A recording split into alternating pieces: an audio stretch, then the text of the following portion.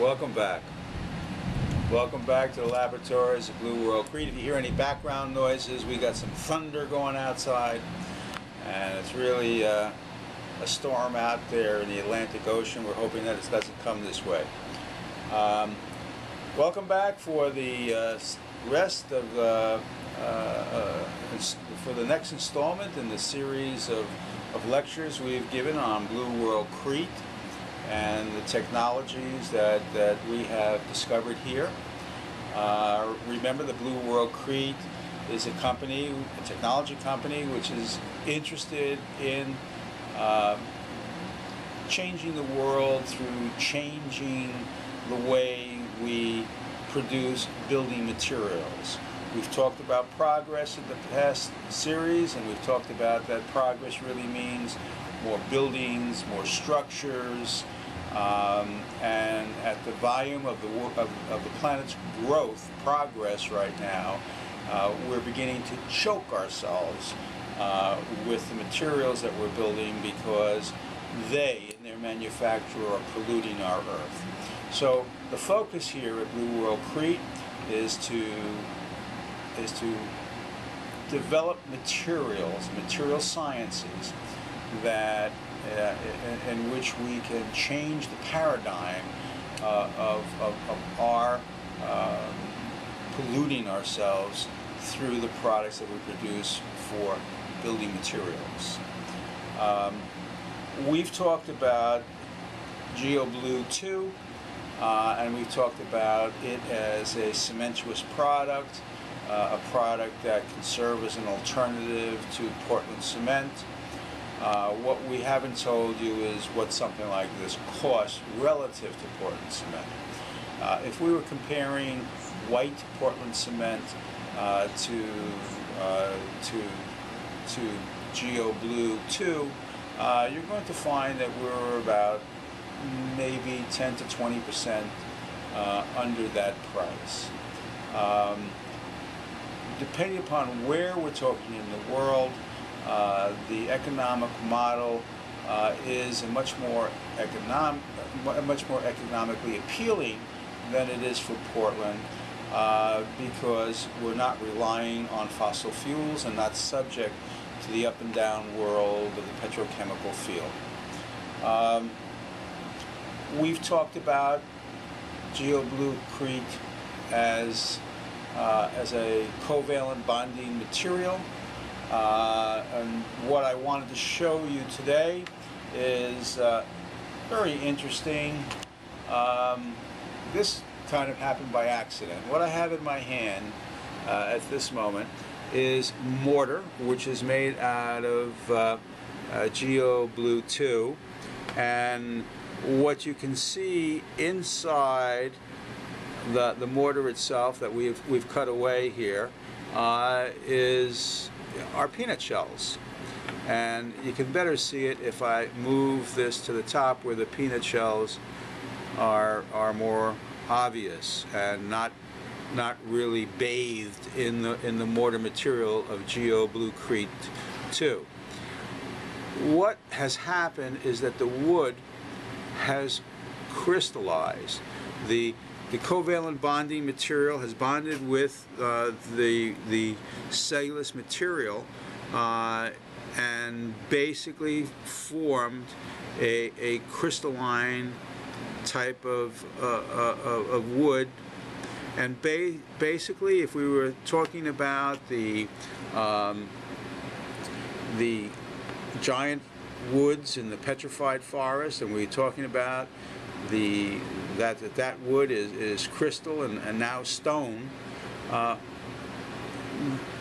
this chemical process of making the Geo-Blue Crete 2 and 3, this process, this bonding agent that we add, in essence creates a petrified substance out of the peanut shells, and would do the same thing with wood.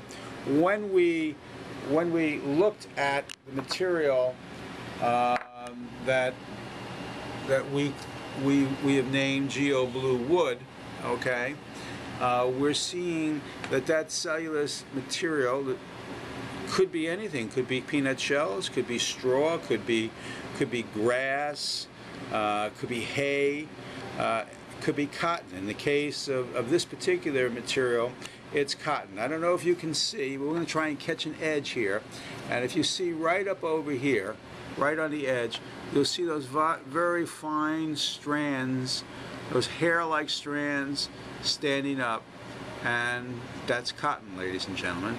And the cotton that's embedded in here has become very crystal and has helped to form a very strong matrix, a structure within the polymer itself, which now created a very hard wood-like substance. Let me just drop it so you can hear it. Okay, we're talking about a piece of wood here, okay, and that can be nailed, it can be screwed, it can be bolted. This, ladies and gentlemen, is a future of our forests. This is going to stop the cutting down of trees unnecessarily, and here we have a safe product, okay, which came from a very simple thing that happened: my liking peanuts. And when I saw the crystallization that happened with the peanut shell, I began to understand that the catalytic material that we were dealing with could be used in order to create something like this. Ladies and gentlemen, let me talk about the company for a moment. I've talked to you something about the products. I've talked to you about the encapsulation properties, the fact that we can take toxic material and we can turn it into something which is no longer toxic through covalent bonding. I've talked to you, for example, about heat and the fact that we can take a substance and we can heat it up to 3,000 degrees Celsius and we're not going to have any popping or explosions as we would with Portland. I've talked to you about the fact that we can mix with salt water and we can mix with seashells and still have a product that's over 5,000 psi. Okay, I've talked to you, ladies and gentlemen, about the fact that the product really can be used for earth stabilization, in which we take the product and we basically can mix it with regular land. In the case of this product, this was earth from Costa Rica, just mixed with our catalytic material. We've talked about many things about the product, including the fact that we could coat it, we could coat metal with it, use it as a coating material.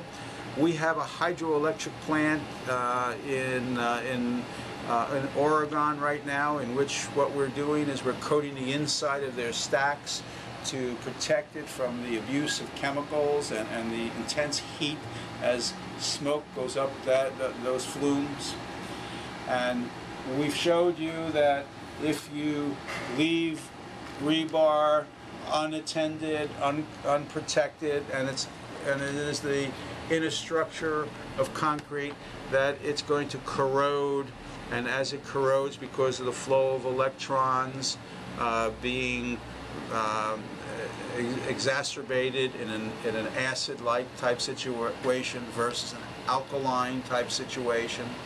Okay, we've told you that it has tensile strength in 360 degrees squared in every single direction, just like this cement ball just shows you. Looks like a rubber ball, ladies and gentlemen, but it is cement. Absolutely cement. Watch it. Cement. Okay.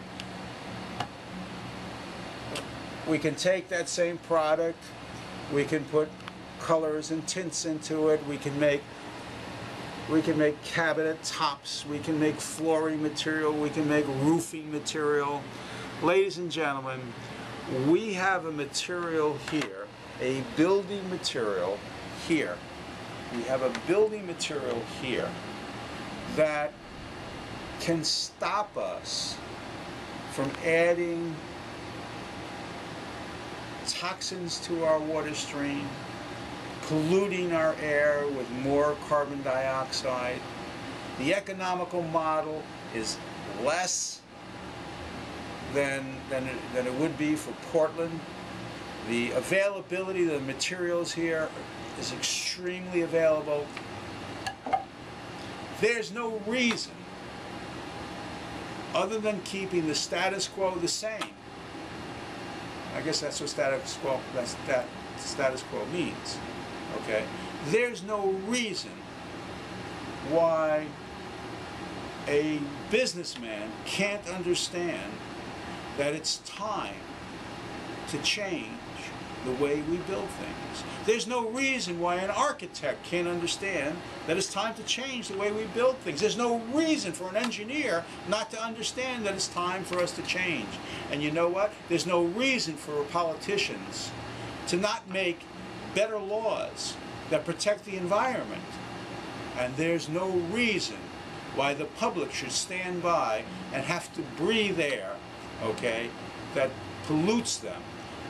And there's no reason that our children and our future children should have to suffer because we've polluted our world. I've given you science as the answer. I've given you a substance of the two major questions in our environment. Wood, concrete. A way to make them, to make superior products, high performance products, without polluting our world, without having large carbon footprints, and without knocking down our oxygen producers. When I went to school, I was told that whatever our problems are in this world, for the most part, science is there to help find an answer. We at Blue World Crete have found some very important answers for you. It's time you came to us and applied the sciences that we have here. Thank you for your attention. Thank you for attending these series of lectures.